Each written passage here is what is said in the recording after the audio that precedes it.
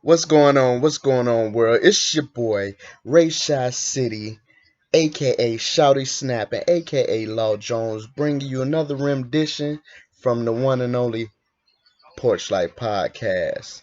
Um, I'm just doing something real quick, man, giving y'all updates. Today is Monday, August 3rd, so it's day two of the NBA is back. You know what I'm saying? Shout out to the NBA for everything they're doing. I saw a tweet.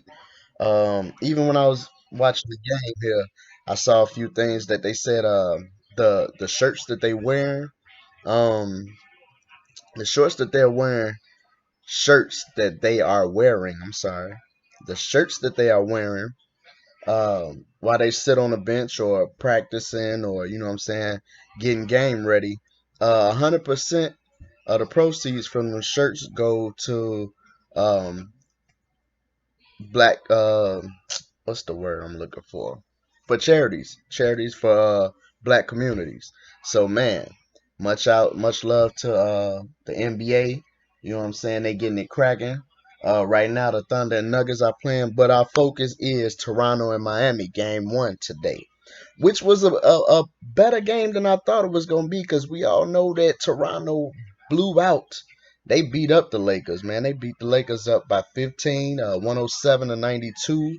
But that was close. That was a close score compared to out the gate. I mean, I believe they scored 40 points in the second quarter. You know what I'm saying?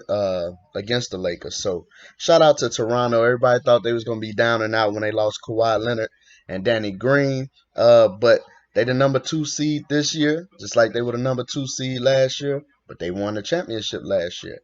Kyle Lowry going hard for them. They got Van Fleet. Fred Van Fleet is a beast.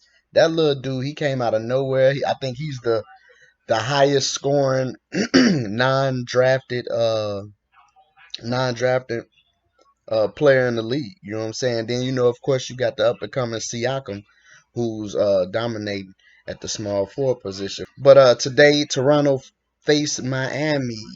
Toronto ended up winning 107 to 103, which was close. Their highest lead was 17 throughout the course of the game, and that majority of that took place in the first half.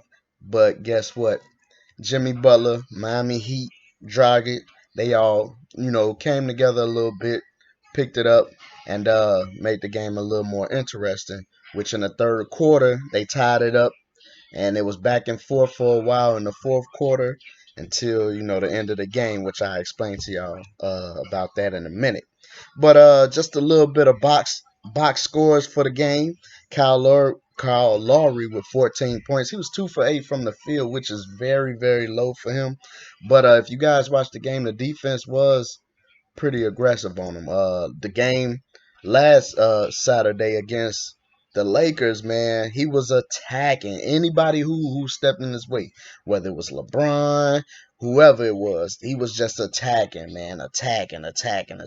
He had 30 plus. You know what I'm saying? And he just took the game over. You know what I'm saying? I think one point of the game he was yelling at the refs on the way to the bench, like, hey, they fouled too. They fouled too. Meaning he's hustling out here. He's getting banged up, but he still made it happen. Shout out to Kyle Lowry. So he had 14 points this game. He was 2 for 8 from the field, but he was 9 for 9 from the free throw. 8 rebounds, 5 assists. That's not bad for a 6 foot 6'1" guard. You know what I'm saying? That's not bad at all. He might be 6'2", somewhere around there. Give him 6'3". I know I just went up 3, but we'll see. But man, the man of the day was Fred Van Fleet, man. Fred Van Fleet with 36 points, 50% from the field, 8 for 16, 13 for 13 from the free throw. He was attacking. Van Fleet was the Kyle Lowry today. He was the Kyle Lowry today. 36 points, 8 for 16 from the field, 13 for 13 at the free throw. 13 for 13 at the free throw line. He also had 5 rebounds, 4 assists. He got on, man. He got on. And of course, we can't forget Siakam with 22 points. 22 points. He got on. You know what I'm saying? 4 for 4 from the free throw, 6 rebounds, 3 assists. But on that bench, they need a little bit of work on the bench. Majority of the points, well, mostly all of the points came from the starting lineup. Uh, but Serge Ibaka, who's probably the oldest person on Toronto, he came through with 15 points. 15 points. That's not bad off the bench. You know what I'm saying? Let's go to Miami though. Let's see how Miami did. Jimmy Butler, 16 points, 4 for 9 from the field, 8 for 8 from the free throw. That's good. You know what I'm saying? 7 rebounds, 5 assists. He only had 16 points. Uh, Toronto, man. Toronto, they got this thing where they take your best player or your so-called best players, and they'll lock them up. They'll try to make everybody else, they'll try to make everybody else beat you, and that's the game plan. Their perimeter defense is off the chain. You hear me? The perimeter defense is off the chain. Get this: Miami shot 45 three-pointers. 45 three-pointers in this game, and they only made 14. Come on now. That's defense for you. That's perimeter defense. Shout out to that whole Toronto team. You know what I'm saying? The champs. Right now they're the champs. They were the number 2 seed. Took the championship. They the number 2 seed this year. Look a little bit of, deja vu. Maybe. You know what I'm saying? But we can't count other teams out.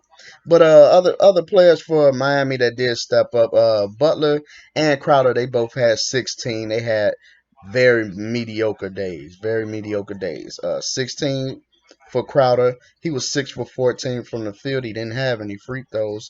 6 rebounds and 3 assists. Very mediocre. We all know Jay Crowder from the Celtics days where he was, you know, a big factor in the Celtics days with defense and his outside shot, his perimeter shot. But the rookie Adebayo from Kentucky, he had an off game today. He was a little, I don't know. I don't know if he was timid or if Toronto was just that fast or whatever the case may be, but he wasn't, he's usually averaging about 19 points, 17 points, 19 points a game, 10 rebounds, you know what I'm saying? I believe he only had like 4 rebounds today, 5 rebounds today. So, you know what I'm saying? He's only a rookie from Kentucky. Shout out to that guy because he is putting up numbers this season. He is somebody to watch, in the very future.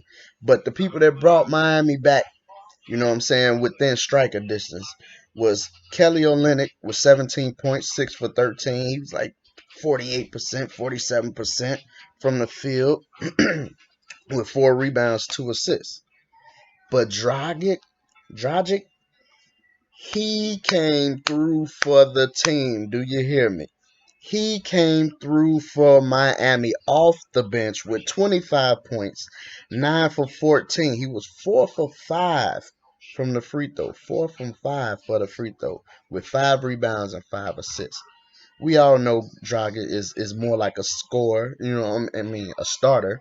He's more like a starter, but in today's NBA, in Spoelstra's, I guess in Spoelstra's little time there, he want to see how he does off the bench. You know what I'm saying? Which you see he come in and produce. He produced 25 points off the bench, while Toronto's bench really didn't provide anything. You know what I'm saying? That was the spark that they needed for the to get the game back in wraps.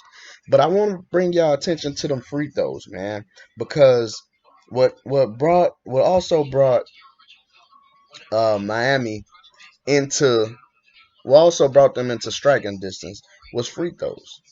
They were perfect all day, perfect from the free throw line. Mind you, I just told you that Dragic was 4 for 5. With a few seconds left, Dragic went to the hole, boom, got the and one. They were down one. I believe it was 101 to 102 or 102 to 103.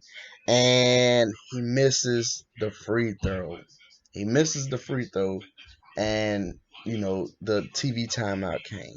That was the very first free throw that the Miami Heat missed all game. Within and that was within a minute left in the game. So, shout out to Miami. They trying, you know what I'm saying? Jimmy Butler is a dog. He really went crazy Saturday. You know what I'm saying? We all know what he did Saturday. Jimmy Butler is a dog. He got a nice staff with him, nice help with him with Jay Crowder and the rookie and Kelly Olynyk and Dragic, you know what I'm saying? But they need to get better with getting the ball in the hole. They took too many 3-pointers, man. Too many perimeter shots. Too many perimeter shots they took. 45 3-pointers in a game and you only hit 14. There's something wrong with that. Of course, we're gonna give props to Toronto's defense, but at the same time, we have to get down on Miami's play. I mean, why take so many 3-pointers? Yeah, you were down 17, but you were down 17 because you kept missing these shots. You know what I'm saying? Take it to the bucket, get the hard foul, attack, and make it do what it do. With that being said, man, it's your boy Shouty Snapping, aka Law Jones, aka Ray Shy City, bringing you the NBA updates, man. I'm about to check out the rest of this OKC and Denver game, and I don't know, maybe I'll come back with some updates or something. I appreciate y'all rocking with me, man. Porch Life forever. Porch Life podcast, gone. Gang gang.